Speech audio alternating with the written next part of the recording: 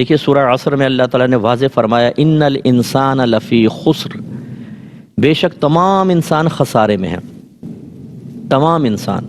اب ان تمام کے اندر تو اگر ہم صرف اگلی حصے کو نہ دیکھیں، انسان میں تو انبیاء علیہ السلام بھی ہیں، صحابہ کرام، اہل بیت اطہار، اولیاء عظام، مجتہدین، نیک پرہیزگار لوگ، اور کفار، گناہگار، مرتد، سب اس میں شامل ہیں۔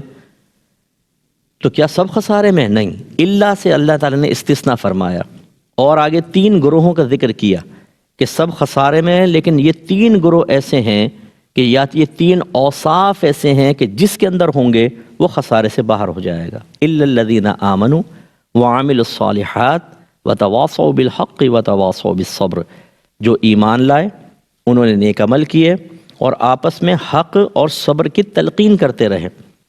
ایمان اور نیک عمل کا تعلق ہماری ذات کے ساتھ ہے، اور صبر کی تلقین اور حق کی تلقین کرنا، اس کا ہماری ذات کے ساتھ ساتھ دوسرے کے ساتھ بھی تعلق ہے۔ اس کا مطلب ہے کہ ہمیں سمجھایا جا رہا ہے ایمان کو بھی کامل کرو، عقائد کو ٹھیک کرو، نیک اعمال پر استقامت حاصل کرو، اور اس کا مطلب اس کے بعد یہ نہیں کہ یا شیخ اپنی اپنی دیکھ بھائی ہم تو نیک بن گئے، ہمیں کیا ضرورت ہے۔ بعض کہتے ہیں ہمیں کیا ضرورت ہے یار، خواہ لوگ ناراض ہو جاتے ہیں۔ ضرورت ہے اس لیے کہ آپ خسارے سے باہر ہونا چاہتے ہیں، آپ اپنے اکابرین کے طریقے پہ چلنا چاہتے ہیں۔ تو تیسری چیز یہ ہے کہ پھر نیکی کا حکم کرو اور برائی سے روکو۔ نبی کریم صلی اللہ علیہ وسلم نے دیکھیں کیا فرمایا۔ حضرت ابو سعید خدری رضی اللہ تعالیٰ عنہ کہتے ہیں کہ میں نے نبی کریم صلی اللہ علیہ وسلم کو کہتے ہوئے سنا، من رأى منکم منکرا، تم میں سے جو کسی برائی کو دیکھے، فلیغیرہ بیدہ، تو اسے چاہیے کہ اپنے ہاتھ سے اس کو بدل دے، فإن لم یستطع فبلسانہ، اگر وہ ہاتھ سے بدلنے پر قدرت نہیں رکھتا تو اپنی زبان سے بدل دے، فإن لم یستطع فبقلبہ وذلک اضعف الایمان، اور اگر وہ زبان سے بھی نہیں بدل سکتا تو کم از کم اس کو دل میں برا جانے، یعنی دل سے بدل دے۔ لفظی ترجمہ تو یہ یعنی دل میں برا جانے، اور یہ ایمان کا کمزور ترین درجہ ہے۔ اب میں اگر آپ سے پوچھوں یہ بتائیں کہ خواجہ صاحب علیہ رحمہ ایمان کے کامل درجے پر تھے یا کمزور؟ کامل، کمزور تو نہیں تھے۔ انڈرسٹوڈ ہے کہ سرکار نے 3 درجے بیان فرمائے، تو خواجہ صاحب معاذ اللہ کو تیسرے پہ تو ہو نہیں سکتے کہ برائی دیکھیو چھوڑو یار کون کرے۔ یہ آج کل ہمارے ہاں ہو رہا ہے کہ ہم تبلیغ دین اس لیے چھوڑ بیٹھے ہیں کہ سامنے والا ناراض ہو جائے گا، میرے متبعین کی تعداد میں کمی ہو جائے گی۔ ہر اتوار کو، ہر جمعرات، ہر جمعے لوگ ہمارے پاس آتے ہیں، جب ہم نیکی کا حکم کرنا، برائی سے روکنا چھوڑیں گے تو بھاگ جائیں گے۔ اس لیے کہ بزرگان دین فرماتے ہیں کہ جب تم نیکی کا حکم کرو گے، برائی سے روکو گے، تو یہ تمہارا کوئی دوست نہیں چھوڑے گا۔ یعنی بعض بزرگوں کے تجربے میں یہ آیا کہ ان لوگوں کے بارے میں خاص طور پہ جو نہیں چاہتے کہ ہمیں نیکی کا حکم کرو، برائی سے روکو۔ اس لیے آپ دیکھیں کہ اگر کوئی کسی کو نماز کی تلقین کرتا ہے 1 دفعہ 2 دفعہ، اب اگر وہ دور سے آ رہا ہوگا نا تو یہ دیکھ کے بھاگ جائے گا، پھر کسی پلر کے پیچھے، درخت کے پیچھے سے پوچھ رہا ہوگا مولوی گیا کہ نہیں گیا، بھائی کیوں چھپ رہا ہو؟ یار وہ آ کے نماز کے کہتا ہے، جب بھی آتا نماز پڑھ لو، یہ کر لو۔ یعنی ہم لوگ، اس کا مطلب یہ ہوا کہ جب آپ تبلیغ دین کرتے ہیں تو ایک یہ بھی ہو سکتا ہے کہ کچھ لوگ بھاگیں، لیکن جیسے ہم نے سمجھایا کہ ضروری نہیں کہ بھاگیں، بلکہ اللہ تبارک و تعالیٰ اس کے بدلے میں جب کہ آپ اچھے انداز سے تبلیغ کرتے ہیں، جیسے خواجہ صاحب نے کی، جیسے میرے آقا نے تبلیغ کی، دیکھیں بدل کر رکھ دیا ماحول۔ زمانہ جاہلیت کے لوگ اس طرف مائل ہوئے اور علمیت کے اندر کمال حاصل کیا، ایسے شیخ عبد القادر جیلانی، ایسے دیگر صوفیاء اعظام کو آپ دیکھیں، خصوصاً ہمارے بر صغیر پاک و ہند میں دین اسلام صوفیہ کے ذریعے پھیلا۔ اور اس کی پہلی اصل کیا ہے؟ بھئی نیکی کا حکم کیا نا، اسلام قبول کرو، کفر کو چھوڑ دو، یہی کہا نا، یا برائی سے روکنا، کفر کو چھوڑ دو، اسلام قبول کرو، برائی سے منع کیا۔ اس کا مطلب یہ ہوا کہ اسلام جو پھیلا وہی ظاہر کرتا ہے کہ صوفیہ اعظام جانتے ہیں کہ تصوف کی ایک مضبوط، ایک اس کا پہلو، ایک شاخ، اس کا پلر کہہ لیں آپ، نیکی کا حکم کرنا اور برائی سے روکنا ہے، اور خواجہ صاحب نے یہی کیا۔ وہ چونکہ اب جیسے اس میں درجہ بندی علماء نے بیان کی کہ ہاتھ سے بدلنے کا مطلب جس میں اتنی طاقت ہو کہ وہ برائی کو ہاتھ سے ختم کر دے، اس میں حاکم اسلام ہوتے ہیں جن کے جو ریاست جن کے ہاتھ میں ہوتی ہے۔ اس کے علاوہ بعض اوقات ٹیچر ہوتا ہے، وہ ہاتھ سے بدل سکتا ہے، سزا دے سکتا ہے اور برائی کو ختم کر سکتا ہے۔ ایسی شوہر ہے جو اپنے گھر کا سرپرست ہے اور اللہ نے اس کو طاقت دی ہے، وہ کر سکتا ہے۔ ایسے گھر میں جو خواتین ہوتی ہیں وہ بچوں پہ سختی کر کے برائی کو ختم کر سکتی ہیں، یعنی طاقت کے زور پر۔ اگر ایسا نہیں کر سکتے تو زبان سے کہیں. یہ خاص طور پہ علماء اعظام، جب علماء ہی اپنی زبان سے بات کہنا چھوڑ دیں گے، جب مشائخ اعظام ہی مصلحتوں کے شکار ہو کر نیکی کا حکم کرنا، برائی سے روکنا چھوڑ دیں گے، جو مصلحتیں اور مصالح فاسدہ میں نے آپ کی خدمت میں ذکر کیے، تو نتیجہ کیا نکلے گا؟ وہ نکلے گا جو آج نظر آ رہا ہے.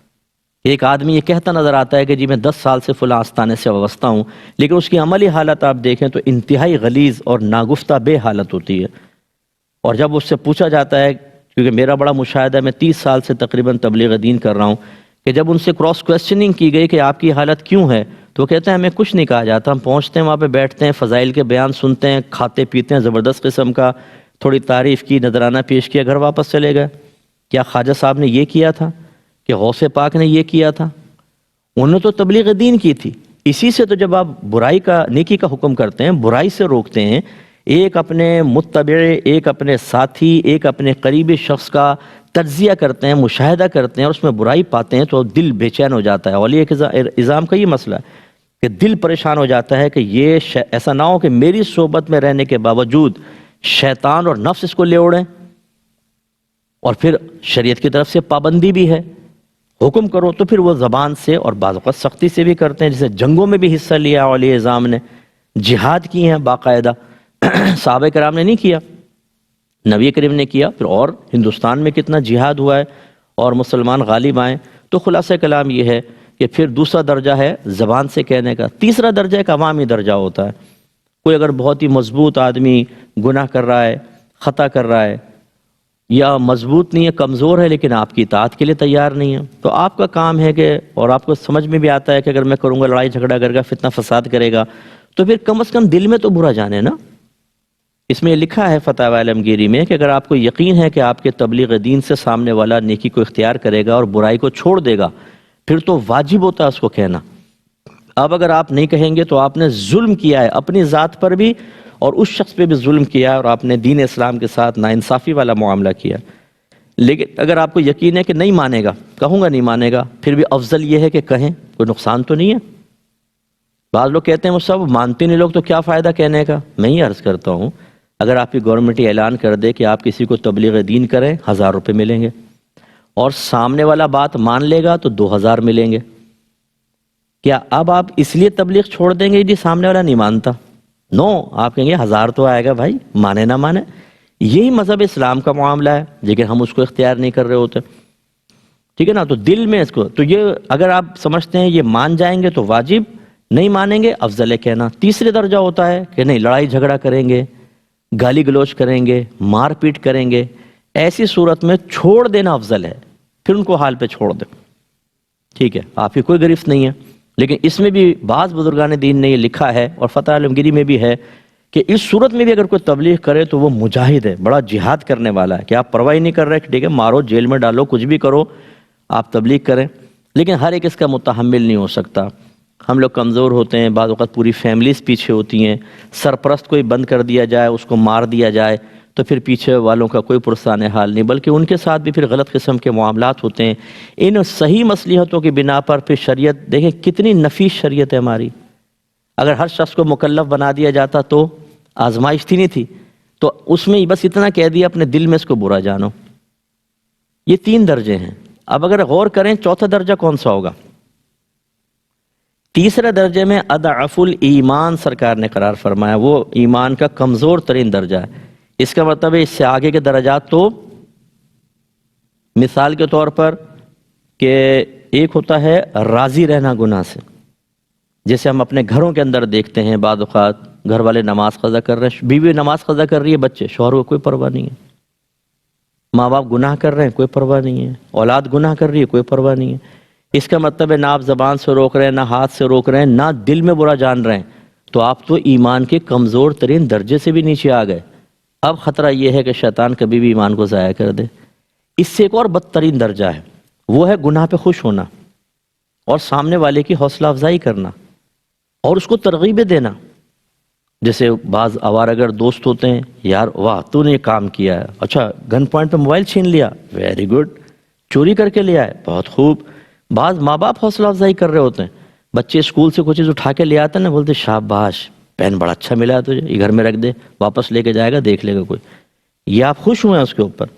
بچے گری پڑی چیز لے آتے ہیں باہر سے، امی 100 روپے کا نوٹ ملا ہے، امی فوراً مال غنیمت جھپٹ لیتی ہیں، بولتی ہیں تیری میری نیکی کام آئی ہے کوئی، یہ 20 روپے لے جا، 80 روپے اپنے پاس رکھ لیے. حالانکہ یہ گناہ ہے، یہ تو امانت تھی، لیکن علم نہیں ہوتا تو اس پہ خوش ہونا. اسی طرح اگر بچہ داڑھی شیو کروا رہا ہے، کتنا خوبصورت لگ رہا ہے میرا بچہ، کتنا اچھا، اللہ نظر بد سے بچائے. یہ داڑھی، کوئی بچی آوارہ گرد بن گئی ہے، وہ برقع اتار کے جا رہی ہے تو ماں خوش ہو رہی ہے، اس کا مطلب ہے ہم تو اور نیچے درجے پر آ گئے.